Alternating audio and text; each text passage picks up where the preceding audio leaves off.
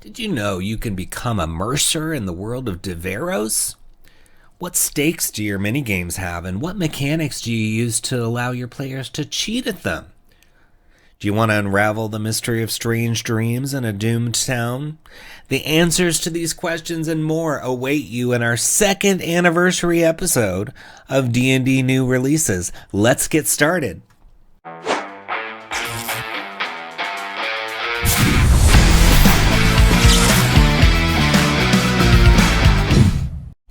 Hi, it's Splinterverse.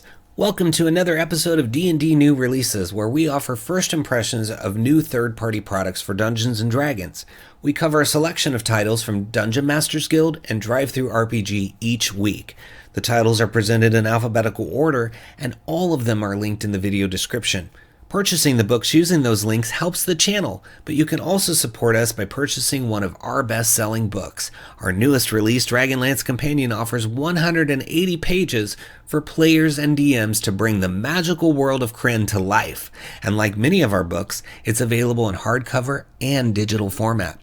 Our Swarms of the Multiverse offers over 70 brand new creatures, including their associated swarms, instructions on how to make your own balanced swarms, and lots of bonus materials such as 4 new demiplanes. Our Feywild Companion offers 150 pages of Feywild fun for players and DMs alike. Also, our book, Fizban's Vault of Draconic Secrets, contains over 50 pages of dragon-themed player options, including a subclass for each class and much more. We've got lineages suitable for any setting, as well as optional lineage rules in our Van Richten's Librum of Lineages. With our Potions Unlocked book, we have over 100 pages of material to take potions to the next level in your game. Please support the channel by purchasing our books using the links in the video description. Before we look at the first book, I do want to announce this is our second anniversary. We've done 104 episodes now.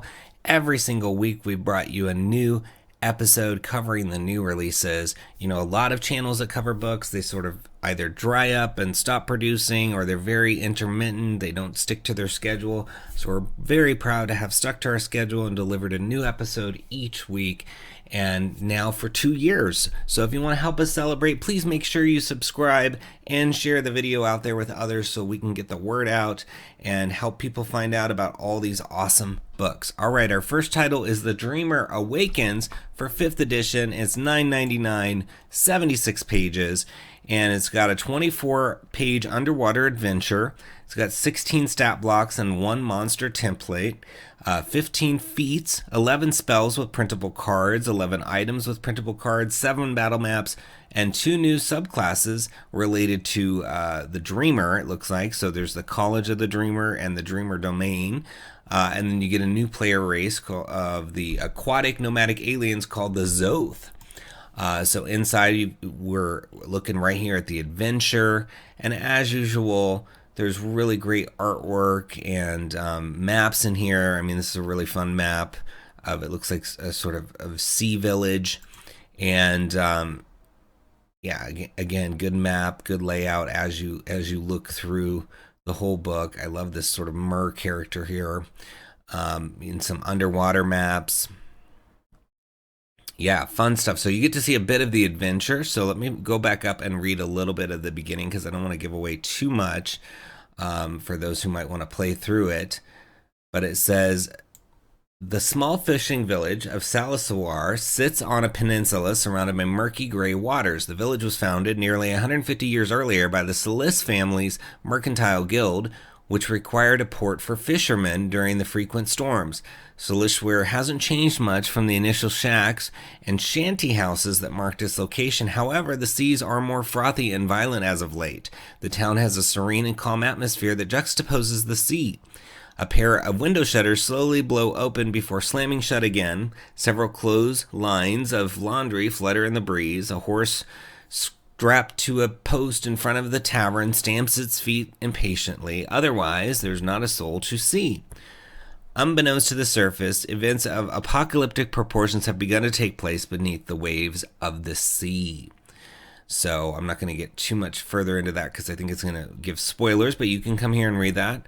And okay, so it has some flavor text in here. It seems to be a healthy amount of flavor text in the critical crafting adventures, which I appreciate. It really helps DMs have the option to either paraphrase or read them as is. So you've got Silishwar here. It says, as you begin your final approach of the coastline, you can smell the ocean before you see it. But the smell of the salt water barely makes the heavy odor of death, or barely masks the heavy odor of death and rot. Near one of the larger buildings, an emaciated horse is tethered to a post. An overwhelming feeling of dread hangs in the air. So yeah, you know as a party, as you're rolling up to this place, that it is in a bad way. And so you're going to have to figure out what happened. And it says, if the horse is untied and offered food or water, it will warm up to the characters and choose to follow along with a successful animal handling check. The horse also provides enough rations for 5 meals if slaughtered. Well, that's sad. But, it's good that they're including that information because, that might be a way the characters want to go, depending on what's happened prior to this. It says, when the characters decide to investigate these buildings, read the following aloud. The 3 buildings all appear to be small single-room homes. A gray home sits closest to the town entrance and has an empty clothesline nearby swaying in the wind. A pale white home is next and has a garden in decent condition. The last of the 3 houses is mud brown and sits closest to the coastline. And then it goes through each of the houses for you, what you find, and then there's some checks you can do here, investigation checks, and what you find out differs based on what your score is, so that's good. But yeah, I love these maps. You can see the different houses. There's a tavern in this place as well that you're going to be at, and then it looks like there might be another sort of prison building, maybe. Yep. And yeah, I love all these maps. You can reuse these maps with other things too. So that alone to me is worth the $9.99. Not to mention all the spells, feats, items. It's great when you get an adventure and then it has all this bonus material that can be extracted and used for other purposes. Either you allow the spells, in the whole campaign, or the items in the whole campaign, or you put them in a different campaign and don't use them for this, or both. Whatever you want to do. Lots of value when you get a book that has so much stuff in it. I mean, this is 76 pages with a lot of maps, at least 7 of them. So check it out. It's under Dreamer Awakens in the links below. Give it a click. Next, we have Games of Chance by 𝘿𝙤𝙘 for 5th edition, 29 pages. It says, even adventurers need a break from the main adventure. This supplement presents a set of mini-games of chance to play within your larger campaign, as well as one of 2 possible locations to set them in. Win it all, lose it all, or steal it all back. Experience them in character or even out of character. Let's play some games of chance. Prepare to invade. You'll find the following within this compendium's 29 pages: mini-game guidelines, 13 different mini-games, 22 items for gamblers, from the coin-flipping orb of all or nothing to the gold-hungry maw of avarice. You get 2 monsters, including the animated slot machine gone rogue, 7 pages of details for the Golden Horde Casino, and delightful Centella Fair, including locations, 20 encounters, extra games, and the powerful people who run them. So, 𝘿𝙤𝙘 always does really great stuff, and this seems to be no exception. So you've got the Tides of Fortune here, which is like the index of games. This is setting the stakes, cheating at games, running a game, and then all the different games. You've got card games like Cutthroat, Goblin's Horde, Tower of Scythia, dice games like 46 Drop, Armies, Kingslayer, fortune games like Clinker, Trailblazer, skill games, Estimator, Find the Marble, etc. And I didn't even read all the names. There's a lot of games in here. And then you've got Chance Adventures, so some adventures related to our locations like Golden Horde Casino, Centella Fair, and it shows you like who might be there, and games and activities and encounters. And then items like the Draconic Wards, Cane of the Fairmaster, and then you've got Chalk of the Mark, Croupier's Coat, Maw of Avarice, Liar's Dice, Two-Hand Buster, and then you got some foes, the Horde Golem and the Slots Machination. So fun stuff, and I love that picture. That's really cool. Always great art in 𝘿𝙤𝙘 stuff as well. So we'll roll back up and read a little bit more here in a second. I just wanted to kind of scroll through so you can see what I was in here. So you got some Cutthroat cards, it looks like. for this game called Cutthroat. And then it talks about dealing with cheating at games and how characters can do that.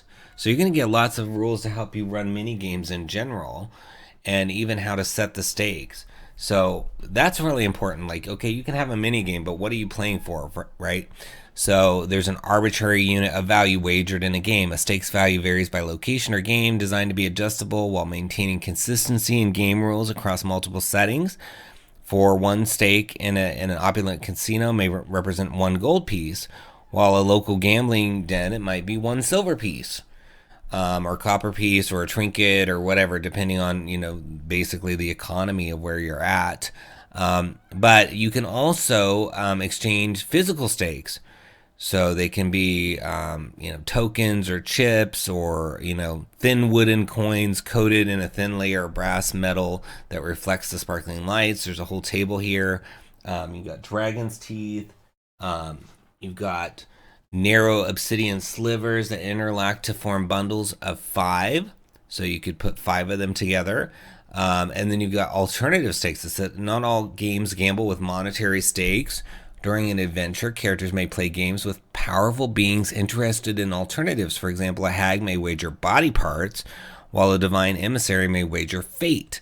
So fun things here, to consider. Like, what would a monster wager? Because maybe gold doesn't mean anything to it, right? A dragon might want something for its hoard, I guess, but most creatures may not have much use for gold. So let's take a look at some of these other ones. So it says, a unit of this stake represents 10 hit points. Gaining this stake increases the character's hit points by that amount, but losing this stake decreases it. Happiness, a unit of this stake represents the character's demeanor at the GM's discretion. Gaining or losing the stake may alter the character's alignment or hostility toward others. Lifespan, so your age could be impacted, your sanity, your sight, your vitality, your memories. Lots of good stuff. So, to me, this section makes the book worth it on its own, because you're going to learn how to deal with stakes. You're going to learn how to have alternate stakes. You're going to learn how to deal with cheating, in terms of how to deal with that from a mechanical standpoint, because it says characters may attempt to cheat. It says the difficulty of cheating varies in the game's context. Gambling establishments attract more experienced players and employ sophisticated anti-cheating measures to protect their wealth. For minor establishments, increase any opponent's checks or DCs by 2. For major establishments, increase them by 5. Right? And talks about sleight of hand and altered game pieces and some of the other means of cheating. So a whole page on how characters can choose to cheat and how that plays out. And you can even use this as how an NPC is cheating at a game, right? And maybe reverse the checks to have your characters figure out that that's happening. So again, I think getting the mechanics and rules for that, it makes this book worth the price alone. But you get tons of games in here. I do want to look at Cutthroat here, because I think it's got some cool tables. It says, this social card game uses a decorative 12-card deck, originally designed by spies as a ploy for restricted area access. Cutthroat later developed into an independent commercial success. So dealer runs each game of Cutthroat for 3 to 6 players, requires the 12-card Cutthroat deck, whose cards each display a number and symbol listed in the Cutthroat cards table. The cards can be organized into groups of objects, 1 to 6, forces 7 to 12, groups of dominant, even value, so there's kind of like suits and pairs and all that stuff. So it goes through all that explanation. I'm not going to read all that for you, but you can check that out. And it talks about the stakes, the gameplay. It says at the start of each round, the dealer draws from the deck and deals 1 private card to each player. Then the dealer draws and places a card on the table face up. To determine the values of the cards drawn, the GM can roll a d12 for each card, re-rolling any duplicates, or use a real 12-card deck. Players then look at their private card and take turns deciding whether to advance or bail. Players that advance double their current wager. Players that bail forfeit the round but reclaim half their wagered stakes. Once all players have made the choice, the dealer draws and places 1 more card on the table face up. Players repeat the process again, deciding whether to advance or bail. Players may attempt to read, bluff, or otherwise influence opponents based on new wagers. An adventurer can attempt to discern a bluff, and it talks about how to do that. It says, after wagers are finalized, all players reveal their cards and compare their hands, which comprises a player's private card plus the 2 table cards. The player with the best hand wins the round and wins all wagered stakes. If more than one player has the same best hand, the player with the highest private card wins. Oh, that's a good way to break the tie. And then it shows you what the different hands are. And so it looks like there's 7 different hands. So major was as player holds a major if all 3 cards in the hand display even values. And then a minor if it's odd, etc. So there's different, and these seem pretty easy to learn. If I was doing this, I'd probably play with actual cards just because it'd be easier to keep track of everything. And to randomize rather than rolling the dice. But either way, the fact that you can do it with dice too is pretty cool, and it's simple. I mean, 12 card deck, it's not that hard to understand everything that's going on. 52 cards with dice would be, I think, much harder, but 12, totally reasonable. Love it. So much fun stuff as usual from 𝘿𝙗𝙗. So check it out under Games of Chance in the links below. Give it a click. Next, we have Loot Hunter's Pouch of Gold from Exploring Map, $4.95 for any system because it's system neutral. It's got a collection of drawings, dungeons, a regional map, city maps, and adventures that can be used for a one-shot D&D game or running a session on your ongoing campaign. So yeah, you can see some of the maps down here and some of the sort of the item images. So fun, sort of old school look to those. They don't have a full-size preview, so we'll try to zoom in on the mini preview to try to give you a little bit of what you can see here. So you've got different adventurers, and then this beautiful map is called Northwest Region of 𝘿𝙤𝙘𝙤. Probably butchered the name of that. The Northwest Region of 𝘿𝙤𝙘𝙤 is a formidable place with strong winds passing through fjords and mountains and waves constantly hitting sharp rocks. Navigation through the area requires expert captains to avoid shipwrecks and not become one. Surviving the harsh winters in this place is even more challenging. It is a place meant for the strongest and hardiest of people. And then you've got a whole town here called 𝘿𝙤𝙗𝙗. The city of 𝘿𝙤𝙗𝙗 used to be known as the Kingdom of 𝘿𝙤𝙗𝙗 and has fallen far from grace. It once was a stronghold of a warrior turned king, but he let wealth and power get to his head. He is the same king rumored to have disappeared in the fjord tower, and his kingdom was left high and dry after he was gone. The people left behind began to fight for power. A civil war began between the king's brother and wife, splitting the kingdom down the middle. They fought for a generation, and the kingdom had nothing left after their assassinations. The war destroyed most of the buildings, leaving behind a village of only a few structures that survived the devastation. Now it is a place of roving bandits and shifty individuals. There's a black market in 𝘿𝙤𝙗𝙗 where you can buy anything for the right price. It is a place where only the bravest dare to tread, but those who do it can expect to access its wares and services or other, services not found anywhere else in the realm. Nice. So I like that backstory because it's like basically just selfishness drove the whole thing into a downward spiral, and now it's just a mess, and so it's going to be dangerous to go there. So that's kind of good for adventurers because they got to be on guard, but they can maybe find some stuff. Maybe the black market there. It's good. They've got 2 rumors here listed, so you get different rumors. And here's another city called Agarist with a map. So there's just a mixture of little things in here, little cities, little towns. And it's nice that they're just like 2 pages because you can just basically print these 2 out. Here's an ice tower. It says the ice tower is a former watchtower that protected the land from invaders from the sea. Since then, other locations proved more advantageous as the lookout in the tower fell into disrepair. So, you can scatter these locations across your setting. Because this is really just a grab bag of different things. It's got cities, towns, towers, a little table here, random table says the adventure begins, someone who could help, weather, so the adventure begins in the city, someone who could help is a local priest, the weather is sunny, you can just use these tables to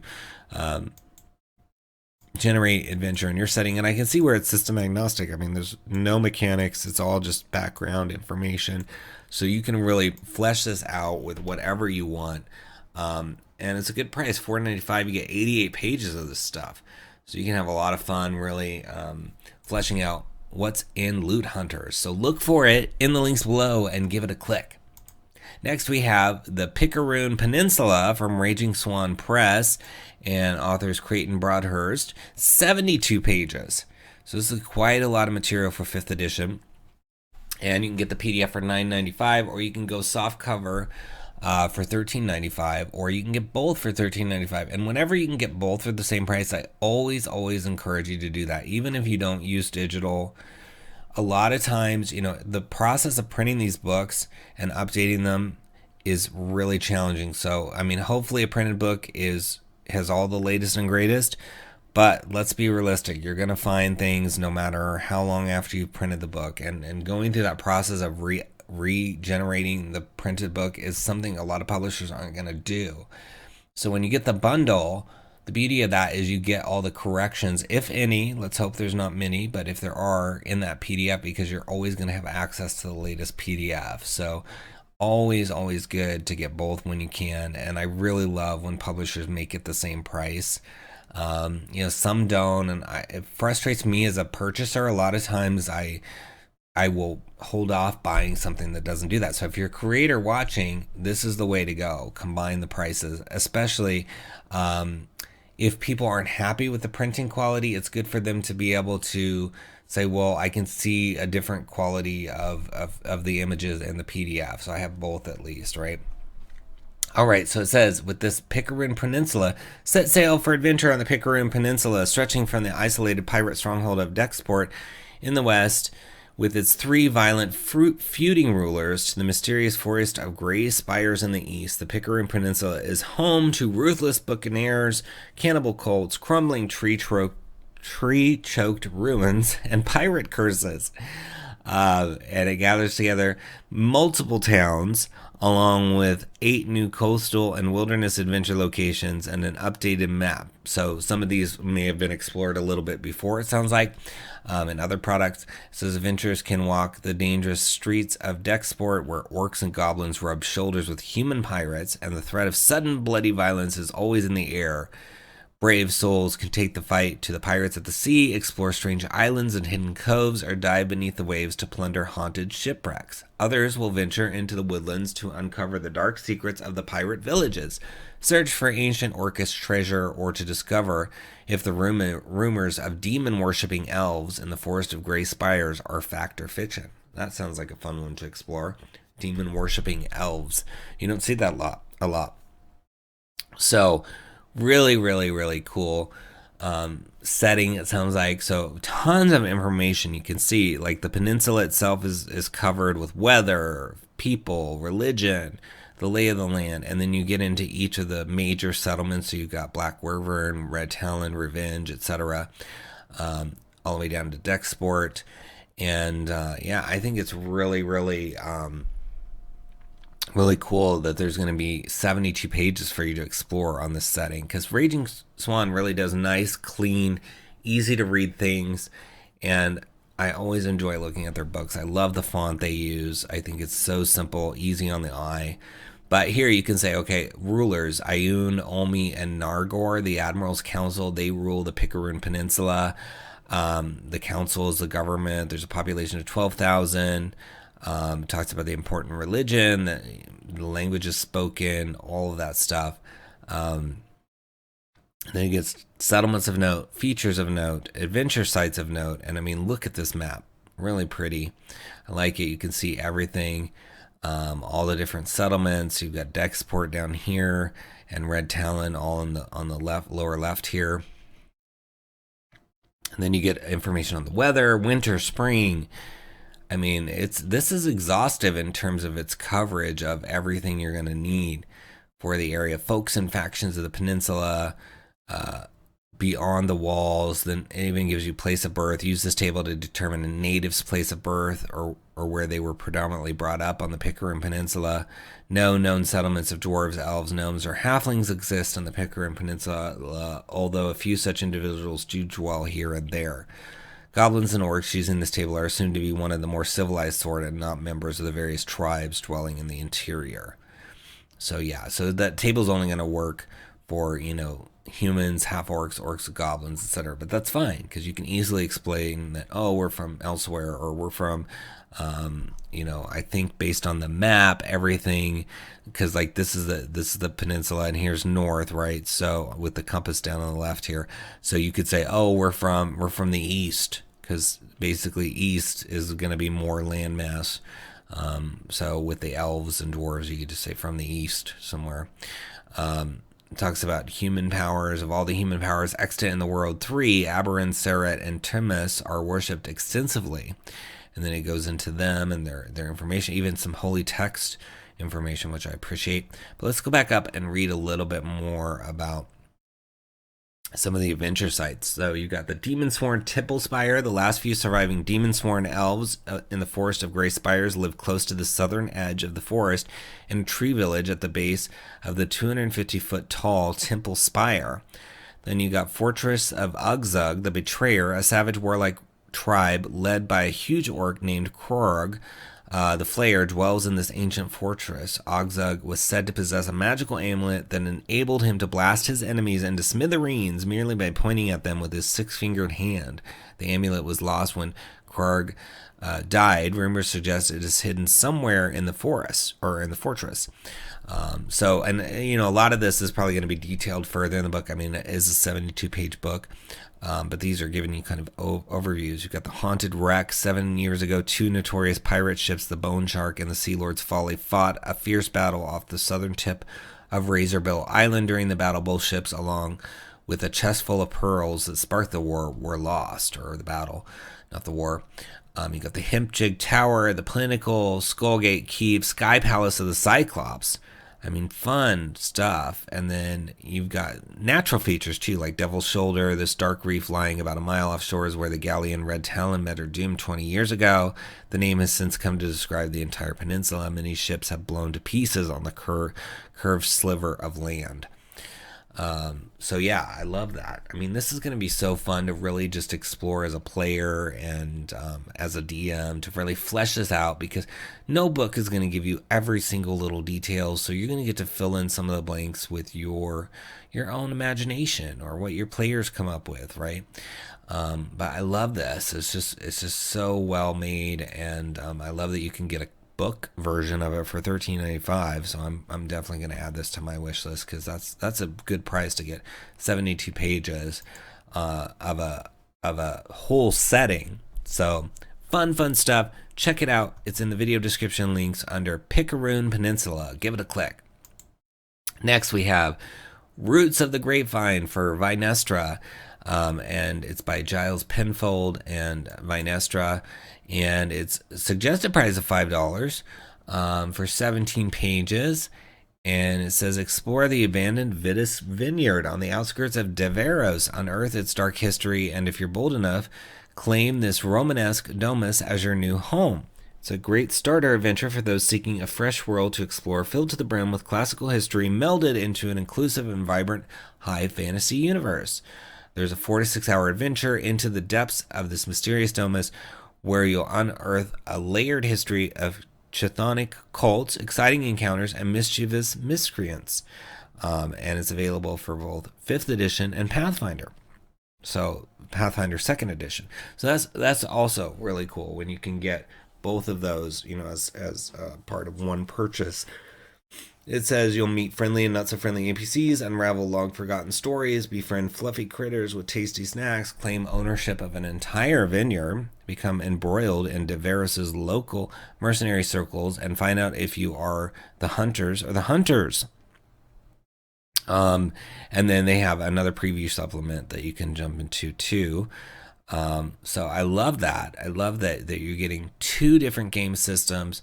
5th edition Pathfinder, and that you can pay what you want for this. So looking inside, really great artwork. I mean, look at that. I love that. That's on the cover as well. So beautiful.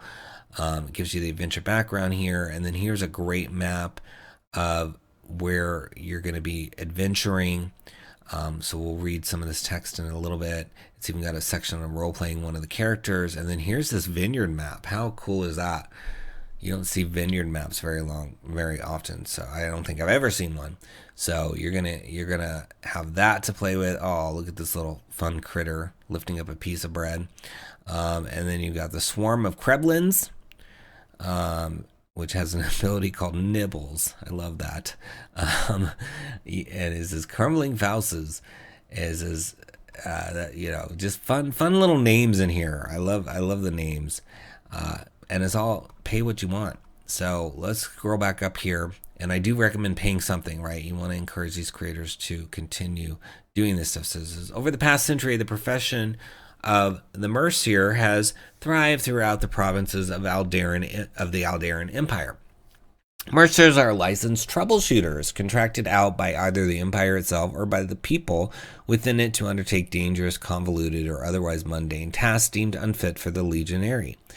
The life of the Mercer is not necessarily the most glamorous, but also almost always leads to a healthy sum of gold and a respectable position in society. The player characters are greenhorn mercers from a new guild seeking to begin their journey into mercer life, and where best to begin but Aldarin's capital of Deveros. The PCs have been taken under the wing of Ādricas Adar Vorshwa Oshwari, an ex-mercer of the famed Crimson Daggers Guild, now proprietor of the Aspen Seed, a popular watering hole for mercers in Deveros.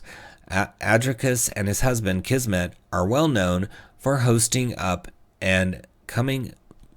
Oh, sorry.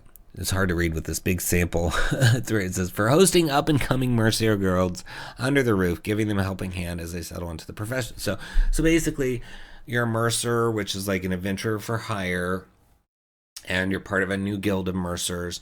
And then there's this sort of former mercer that has like a boarding house for mercers and is going to help you kind of just sort of mentor and give you a place to stay, which I think is a great character to have as a mentor, because you can have the, I've heard tales of this or that, especially if they've been out there adventuring, they would truly know some of these things. But let's give you a taste of how they advise you on role-playing a character. So you've got Ādricas here, and it says, Ādricas is softly spoken and kind-mannered. He always enjoys making lighthearted quips and adding in idioms in his speech, always keen to teach new mercers the ways of the mercer life. Ādricas has done his time in the Crimson Daggers Mercer Guild, who specialize in anti-drug smuggling and counterintelligence, and is highly knowledgeable about the local mercer community. So cool. I love that you get like a picture, you get advice on like, basically what this character would know, not know, what the character's interests are, all of that stuff. I mean, this is some quality stuff. I love the artwork in here. It looks so great. And I think, Deveros is a fun place to explore. And as I said, there's another one linked in here, so you can explore Deveros. It's not showing down at the bottom, but there is a link. If you can see it kind of flickering here at the end of the text, so you can get to Deveros in a nutshell. But this is just a fun little adventure. I like the setup. I like the characters. I like the maps. I like the art. All good stuff from Venestra. So check it out under Roots of the Grapevine in the links below and give it a click. Next, we have the Sci-Fi Monster Manual, Alien Horrors and Futuristic Foes from Yellow Byte Studios, $15.47 for 229 pages. It says, in the vast expanse of the cosmos, there are countless planets, each with their own unique ecosystem and inhabitants. Some of these creatures are familiar, resembling the flora and fauna of Earth, while others are utterly alien, defying all our preconceived notions of what life can be. This manual is your guide to the many creatures that inhabit the strange and often dangerous worlds of science fiction, from genetically engineered monstrosities to ancient and powerful beings that defy classification. This book contains a wide variety of creatures for players and dungeon masters alike to encounter in their adventures. So you get over 170 unique custom-made monsters. You get a wide variety of them, from undead to robots, mutations, all sorts of stuff. Detailed appearance and behavior descriptions for all of them, and a zip file with the art, so that you can show that to your players. It's nice when you can display the art for the monsters. So you see something that looks like this, right? So in terms of using this stuff, I mean, I would imagine you could use it with, Spelljammer as you're exploring different planets. You could use it with more of a, modern futuristic setting. There are sort of sci-fi adaptations for 5th edition, like Dark Matter and some of the other ones out there that you could use these monsters for as well. So lots of uses for this. Even, there's no reason you can't have them just appear in a random Forgotten Realms location. Maybe they got teleported there, or something happened, So lots of uses. You can also reskin or rename their origin, take away some of the sci-fi-ness if you need to for your fantasy setting. And if you think about it, a lot of places share the same planes, right? So you could even have maybe a sci-fi character exploring the planes, and your fantasy characters are exploring that same plane at the same time, and so then they meet a more futuristic or sci-fi character, right? But again, sci-fi doesn't mean necessarily future, it just means more scientific oriented. So you've got here them separated by CR, which I think is a really cool way to organize. So it goes from 0 right here all the way up to 27. Or no, CR 25 plus, it says. Yeah, I read that wrong. That was a section number. So Cosmic Terrors are CR 25 plus. So you get the Celestial Titan, Omni Being, Starblaze, and Cthulhu, the Cosmic Old One, when you get up to that level. But tons of stuff, because there's 150, 170, something like that in here.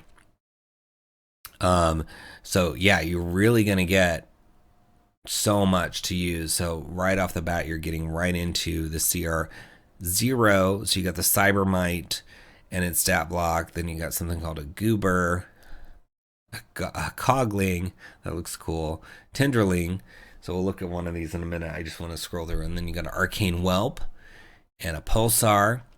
So yeah, really fun looking stuff. Let's look at the Cogling. So again, they have an appearance and a behavior section. So appearance, the Cogling appears to be a tiny mechanical creature standing no more than 6 inches tall. It is constructed of intricate gears and clockwork mechanisms, which all seem to work together in perfect unison. Its body is made of dull gray metal, and its limbs and joints are thin yet durable. The Cogling has 2 large bulbous eyes that are made of polished crystal, which seem to sparkle and gleam in the light. Its eyes give off a faint glow, allowing it to see in the dark. It emits a soft whirring noise as it moves, and each step is accompanied by a faint clicking sound. So, you could put this in Mechanus, maybe. Maybe you run into it there. Coglings are industrious little creatures that spend most of their time repairing machines and constructs. They have a singular focus on their work and will ignore everything else around them while they are fixing something. They are not hostile creatures and will only defend themselves if attacked. They have mechanical intelligence and communicate through a series of chirps and clicks. They have a deep knowledge of machinery and can often be found in factories or repair shops where they are employed to fix equipment. They can be difficult to communicate with, as they have no understandings of the social norms or etiquette and will often interrupt conversations to point out flaws in nearby machines. Despite their lack of emotions, Coglings are not without a sense of self-preservation. They will avoid danger and will not attempt to repair anything that is too damaged or unstable. So there's a lot of roleplay you could do with this. The fact that they sort of ignore you when they're trying to fix something, and then maybe they're making weird sounds when something's too damaged or unstable. So I think that could be really fun as a DM to portray. And you can see it's got the stat block here. This has so much stuff in it. The Pulsar is down here. It says a Pulsar is a small orb-shaped creature that measures about 6 inches in diameter. Its surface is covered in a shimmering metallic substance that reflects light in a dazzling array of colors. The orb is translucent, revealing a glowing core of pulsating energy at its center. The energy appears to radiate outward from the core, creating a shimmering, pulsating aura around the Pulsar. So, just so many different things, and none of the ones I've read so far are like, those are only for modern, right? They're all flexible to be used in whatever setting you want. I could see the Pulsar and the Cogling in any setting. Cogling probably works best in like a steampunk or an Eberron, or having visited some sort of Forgotten Realms from maybe Mechanus or somewhere, got there somehow, right? But as I said, you can make them work anywhere, and there's so many to have all those CRs covered. A lot of monster books, you don't get so many CRs. So over 170 creatures waiting for you to explore in your settings under Sci-Fi Monster Manual. Give it a click. Next we have Shotglass Adventures, number 4, Lurkers. So very cool book, as usual, from Laidback DM. And what I always love about Laidback DM is they're giving you 5e and OSR in the same book for one low price of, in this case, $2 instead of the normal $3.99. 17 pages, author Stephen Thompson. It says, ever long for the days of simple one-shot adventures with everything included on one page, no hassle, limited prep, something you could throw at your players and finish in one session. Well, here it is. Shotglass Adventures, that's what they're called. And these have grown over time. But this is really a return for Laidback DM to those one-page one-shots. And this is no exception. It's a one-page one-shot for third-level characters for 5e and OSR, and it's got stat blocks for both, so you can do that. You've got gridded and gridless maps. I mean, it's just all neatly tied up in a bow for you to just run it and go. You know, you can just get your friends over there, get the dice, and you're off to the races. So you got the adventure key, optional rules, abbreviations, and then the adventure itself, and then at the end, you get the monsters and magic items for 5th edition, and then you get the first edition or OSR version, as well as all your maps. So really easy to read through quickly. I mean, it's 17 pages, and you're not going to read all 17 pages, right? Because you're going to either be playing OSR or 5th edition. So you can skip the pages that are whichever one you're not going to use, and then, you know, it's even less prep time to read, right? You could read this on your lunch break. Or, you know, some other break during your workday. So you got skills, goes through all the different skills and how those are going to be reflected for both systems. You got your abbreviations, and then you get right into the adventure. And I'm just going to scroll quickly through because you can see the whole book in this preview, which is so kind of Laidback DM. But you can see the maps, gridded, non-gridded, everything. So yeah, this is going to be super quick to read and get ready. And here you can see this is those old school stat blocks and the magic items for the old school, and then you scroll up and they're all there for the 5th edition, ready to go. No prep, no conversion. Oh, it's so nice to not have to worry about conversion. Even if you don't play one of those systems right now, when you spend $2 on this, you get double the value because you'll have it for either system. And maybe you want to try one of the systems and you don't want to invest heavily in it. This is perfect because you're playing one of the systems. You want to try the other one. So even if you don't get around to trying it, you didn't waste your money because you can still use it. So let's read a little bit about this. So it says, 𝘏𝙀𝙀 is a tall, smartly dressed man with a manicured goatee flecked with gray and a disarming smile. He shakes each of your hands individually before taking a seat at your table in the 𝘬𝙤𝙀's Circle Tavern. "I've heard a lot about you," he says, hailing the barman and ordering rounds of mead for the party. "I've heard you're a good in a fight and always complete missions. Exactly the sort of people I need." The mead arrives in a short order, the young waiter sliding the tray of pints onto the table as 𝘏𝙀 flicks him a gold piece, almost a week's wages for a wide-eyed young man. "I have a job I need done. A werewolf clan recently moved into an abandoned tin mine in the 𝘬𝙤𝙀 Hills outside of Kravik. Somewhere in that mine is a 2-foot wooden box hidden when the mine was still in operation. I want you to recover it for me. I will pay your party 500 gold if the box is returned to me unopened. Taking on werewolves is no easy task, so I'll also pay to have all your weapons silvered." So that's fun, and I like that he doesn't want it opened because that could lead to some curiosity, which, you know, kills cats. And silvering your weapons is kind of cool too. So it goes into the mine cards, and I mean, you're getting maps of mines. Who cannot use maps of mines? I mean, you have a dwarf, you need a mine, you know? So you're going to get those maps with this for $2. I mean, this is a no-brainer purchase. So you get detail on the mine carts and how those work, and using those again with each system. It goes through how to use those. I mean, so much stuff.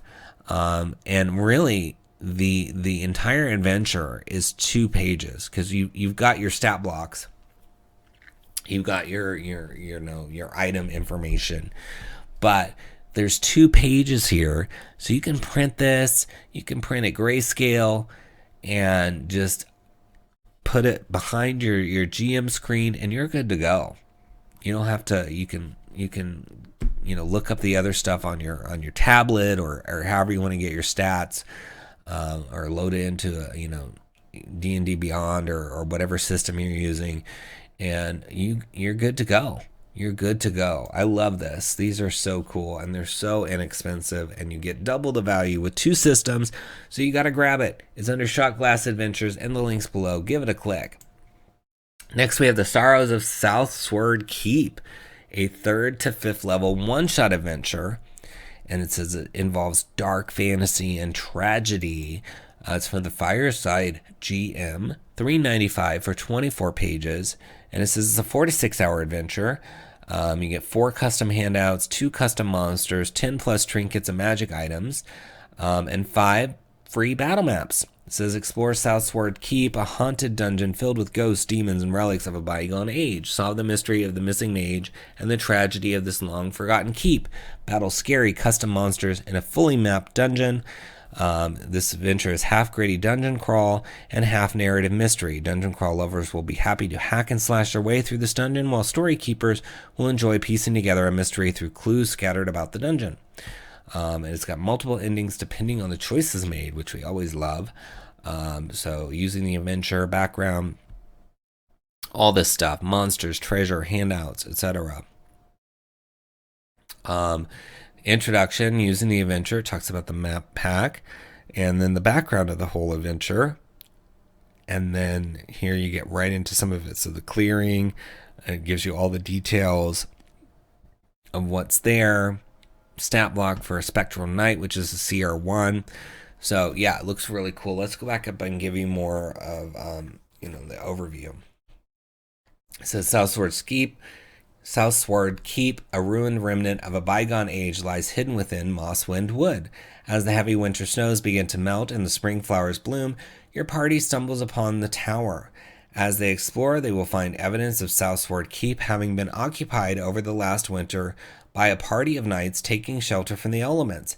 However, they also encounter dead bodies killed in so gruesome a manner as to have left undead specters haunting the grounds in their wake. Yeah, so that's going to be a challenge. You're going to have to deal with these undead specters. So it says, last autumn, a court mage and her most trusted knights were caught in an unseasonably early blizzard as they patrolled Mosswind Wood. They sought shelter in Southsward Keep, where they planned to wait for the snow to melt, but winter was here to stay, and the party resigned themselves to an extended stay in the abandoned keep. The mage, Freya, kept mostly to the arcane workshop on the top of the tower, poring over lost artifacts and spell scrolls that were discovered there. Meanwhile, the knights worked together to fix up Southsward's Keep and gather enough provisions to survive the season. As the days grew shorter, darker, and lonelier, the party began to spend more time together. 2 men, Sir Arthur and Sir Gammon, both fell for the eccentric mage. Eventually, Freya reciprocated Gammon's feelings, and the pair became inseparable. Arthur chose to withdraw to the old hunting cabin next door, preferring to sulk in solitude. So yeah, you got a love story sort of behind all of these things, and a lot of cool history. It says a local farmer has not seen his knightly wife, Lady Karina, since last fall. She was last known to be patrolling the woods near Southsward Keep. He fears the early blizzards caught her party, but holds on to hope that she may still be alive somewhere. So yeah, you've got all kinds of interest in what's happening in Southsward Keep. And then here it goes into the clearing. An ancient stone tower stands near the center of a small clearing. The dusty rose-tiled roof, reaching just above the surrounding tree line, weathered stone bricks and chipped wooden window frames betray the keep's long-forgotten state. Near its base lies an exterior log cabin that appears just as abandoned, with piles of dead vegetation piled onto its flat roof, almost obscuring it to the untrained eye. And it says a narrow footpath links the tower and the cabin to the edge of the clearing. The rest of the glade has been overtaken by a hostile mess of blackberry thorns and creeping vines, many of which have started to encroach upon the tower, causing the stonework to crumble where the growth is thickest. And I mean, so much beautiful detail in here. They've really I've been vivid in these depictions, and I love that there's a sort of love story behind a lot of this.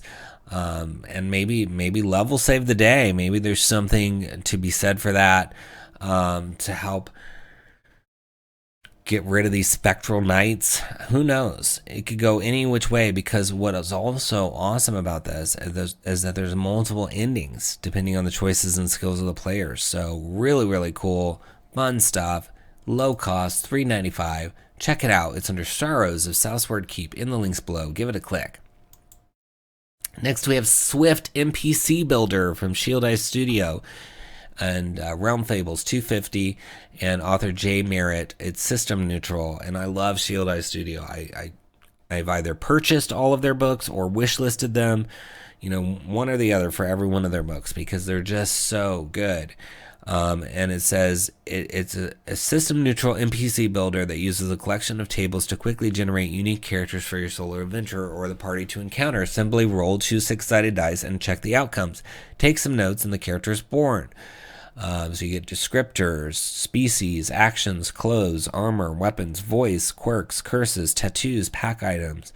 I mean, just cool stuff. It can also be used as an adventure prompt tool by connecting different table outcomes and using your findings to spark ideas for new quests and storylines. I mean, you can never have enough inspiration.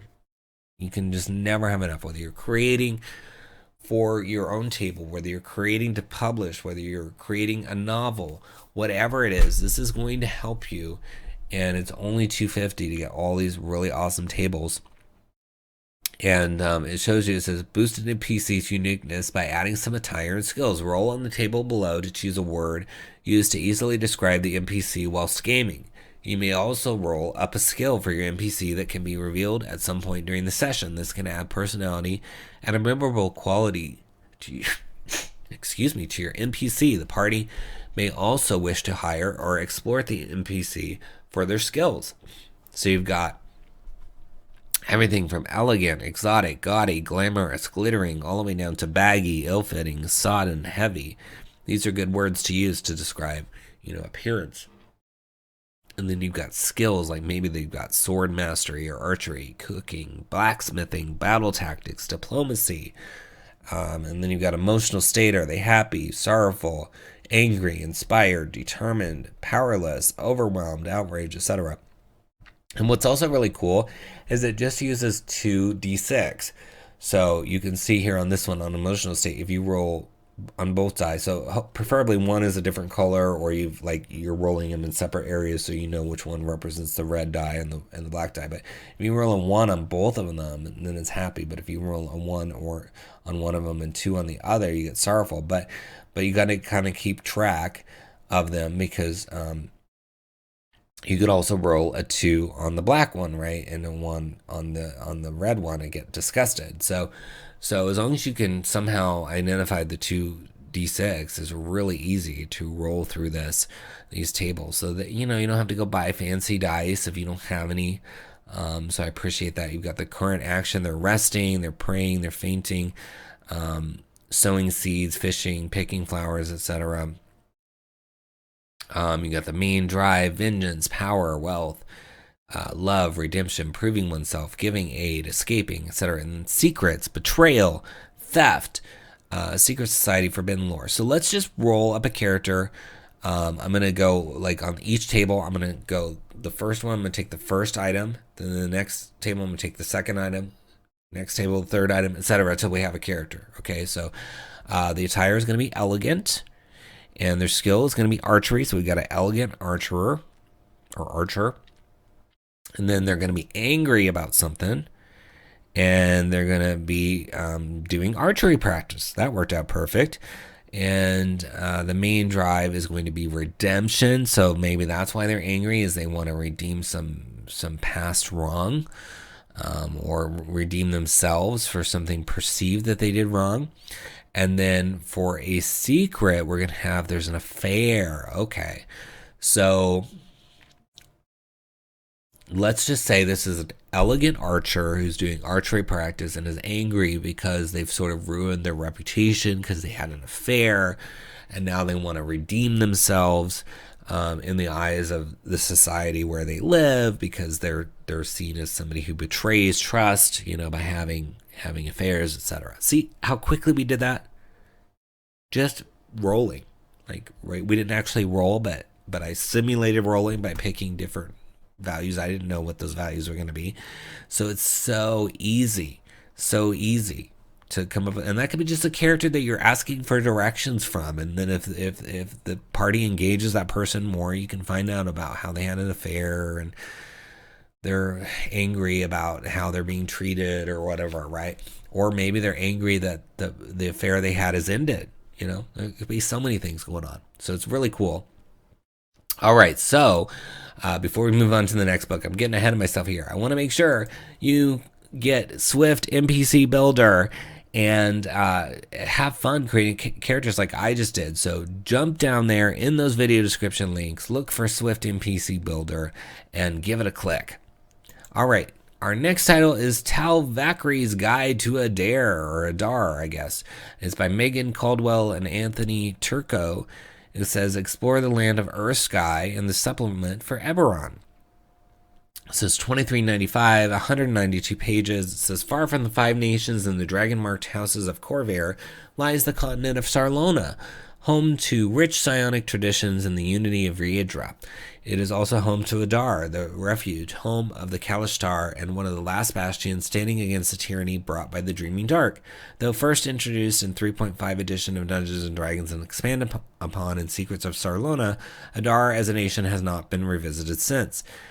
This book both expands on existing lore and introduces new elements to the country, painting a rich and vibrant picture of its people, traditions, and current struggles. A millennium of warfare has changed the fabric of the nation, and it needs heroes now more than ever to break the never-ending siege and free Sarlona from its ongoing nightmare. So you get 67 pages detailing Adar's people, 2 maps, 9 original ancestries, 2 original lineages in the style of Van Richten's Guide to Ravenloft. I love lineages, so I'm happy people are doing them in line with Van Richten's Guide to Ravenloft. 7 new subclasses, 7 new feats, and 80 pages worth of stat blocks, as well as new equipment, tools, magic items, and more. So much stuff packed into this one.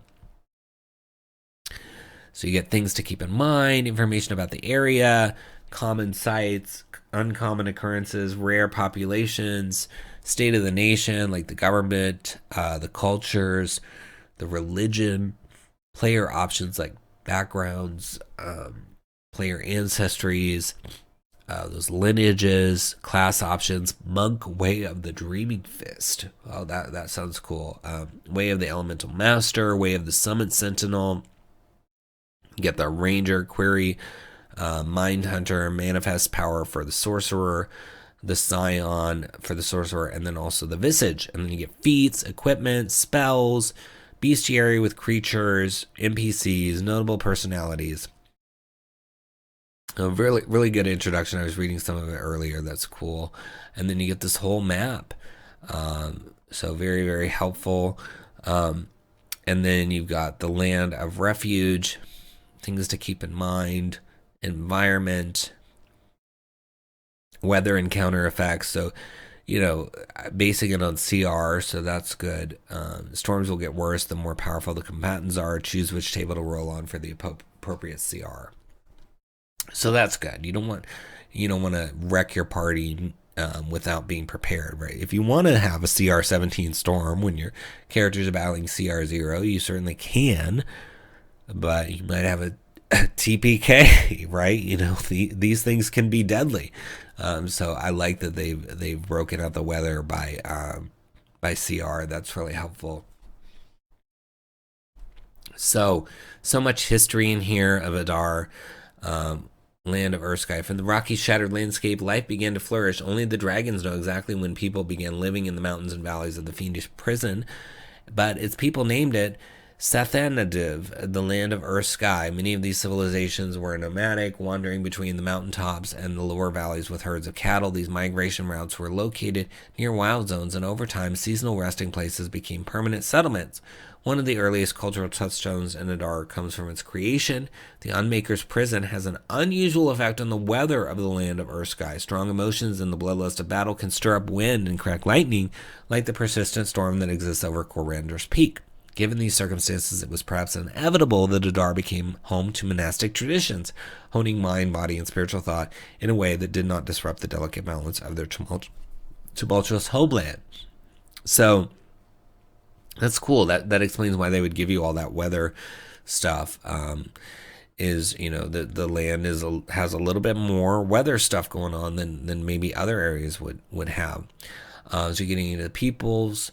You're going to see 99 pages. So you're getting to see over half of this book. I mean, there's just so much in here. Let's just do a quick scroll, so you can see some of the pages, and we'll find something else to look at. The cultures, the remnants. Here's a whole Sarlonian language glossary, holidays, a whole section. I love how in depth this book is, really trying to cover everything for you.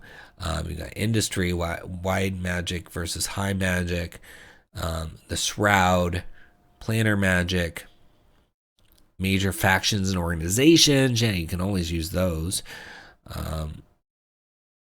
Major locations. Yeah, I mean, this is just so comprehensive. You know, this area has not really been visited since 5th edition, right? So having all this stuff, and here's the backgrounds. You can see all the player, you know, the different tables for personality traits and flaws and things. So you could really, I mean, you can do so much with this, whether even just taking out some of these things like a background and using it somewhere. And it looks like now we're into some of the races or ancestries. Yeah, so creature type, all of that stuff. And let's see if we can find some of those lineages in here.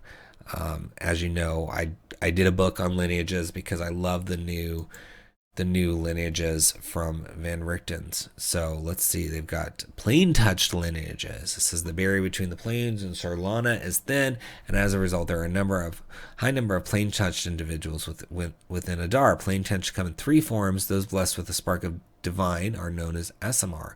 Those influenced by the raw power of the outer planes are known as Genasi, and those imbued with fiendish energy and malevolence are typically called tieflings. So it goes into those.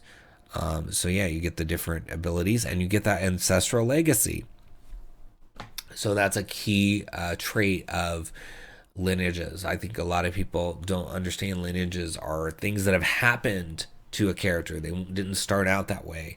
And something has happened to them, and so you get maybe some old leftover things from how you used to be before you got the lineage. So it's cool that they're following that.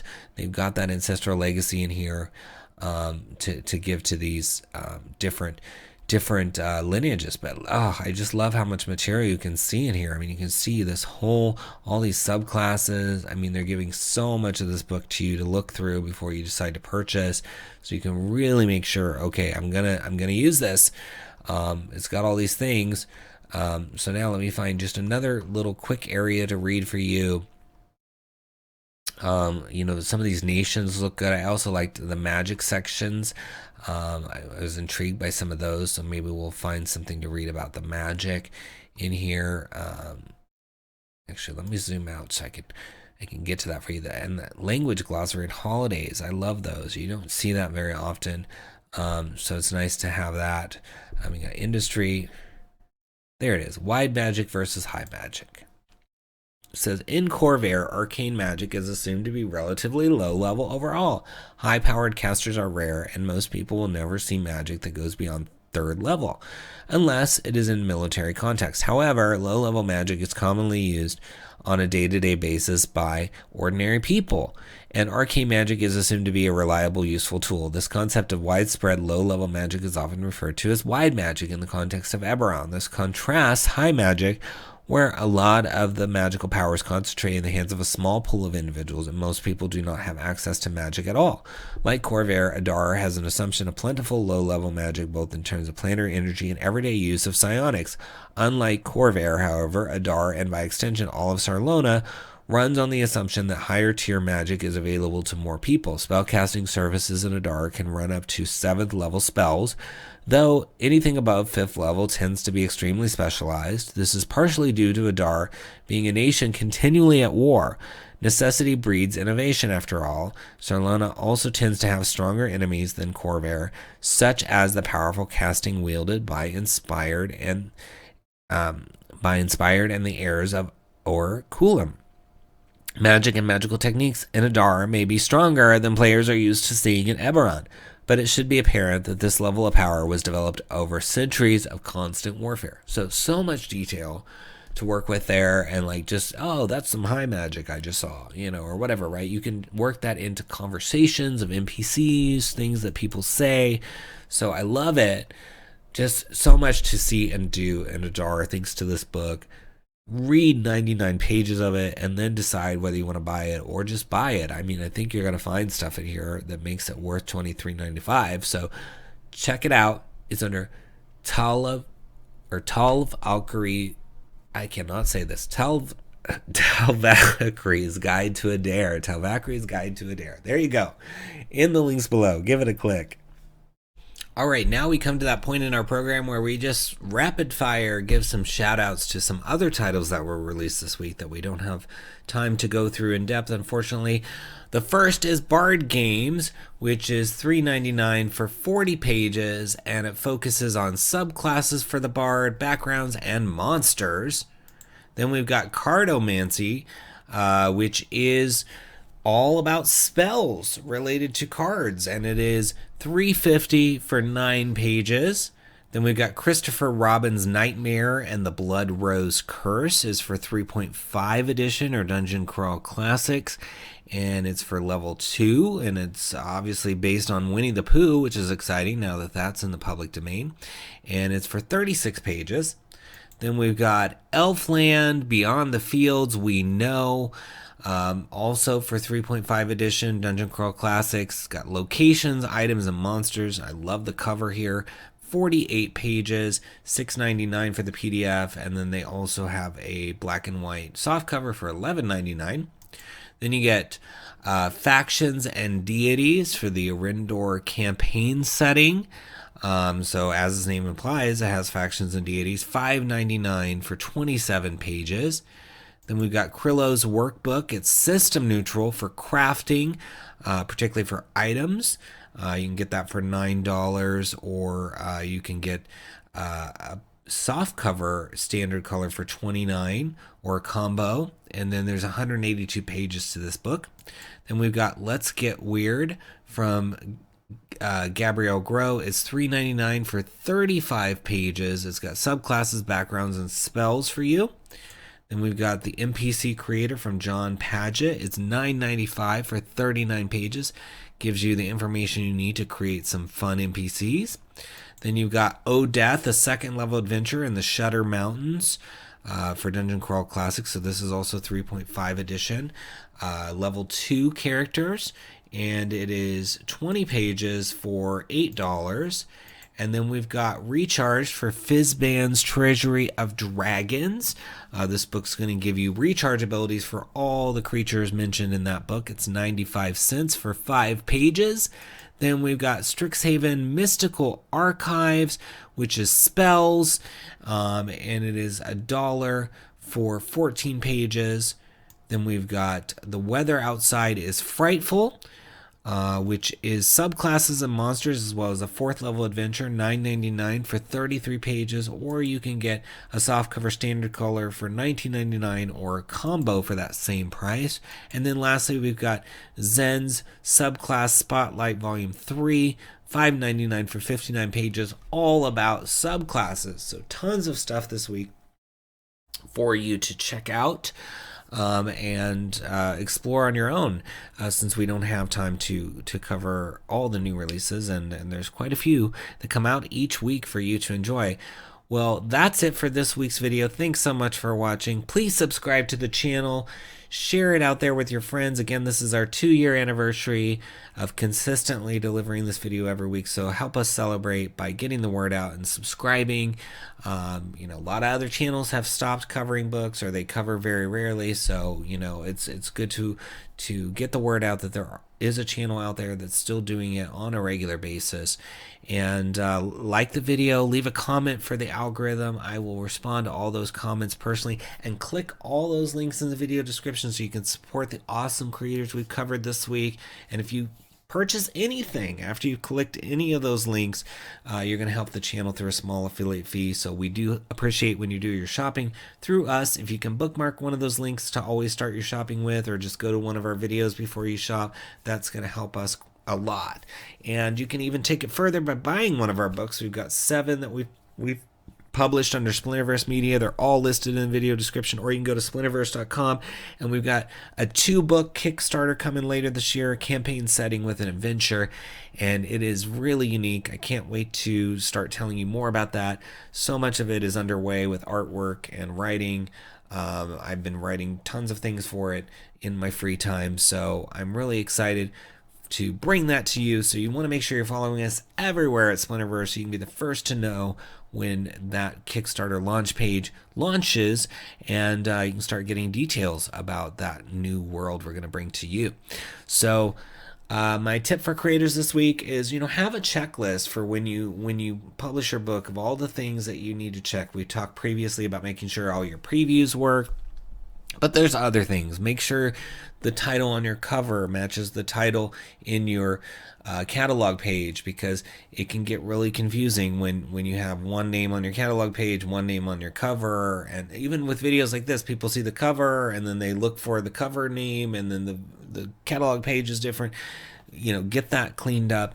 Also, really look for typos in your catalog page. If you've got typos in there, people are going to assume that you're going to have typos and bad grammar and all sorts of stuff in your book. A lot of times I see people copy paste, this adventure is for level 4 to 6, and then you get inside the book and it's for 1 to 3 because they copy pasted from some other title that they published. You gotta check that stuff. Have a friend check it again, have a checklist, because if I see that when I'm looking at it before I purchase, I'm just not going to purchase, because I'm going to assume that that's the level of care that you put in the book inside, right? So this is first impression stuff. You got to do it. Also, if you have a company name that you've created, hopefully through an LLC, put that as one of the authors, especially on DM's Guild. I know DM's Guild doesn't let you have like a publisher account like DriveThruRPG, but put it in there so people can search for you. You can start to grow your brand, and people can find your stuff. You can search Dungeon Master's Guild for Splinterverse, for our books, or my name, whichever way you want to find it, or the book title, whatever, because we've got it in there as one of the authors. So you want to make sure you do that as well. So that's my tips for creators this week. I'll try to keep coming up with tips for you. I may run out of them eventually, because we're doing an episode every week, but I'm going to continue to try to think of those, because I do want everyone to succeed and have their dreams come true in this industry. It's a lot of fun and a great place to be. So keep on trucking, keep on making those awesome titles, and we'll keep looking at them here on this show every week. And until next time, happy adventuring.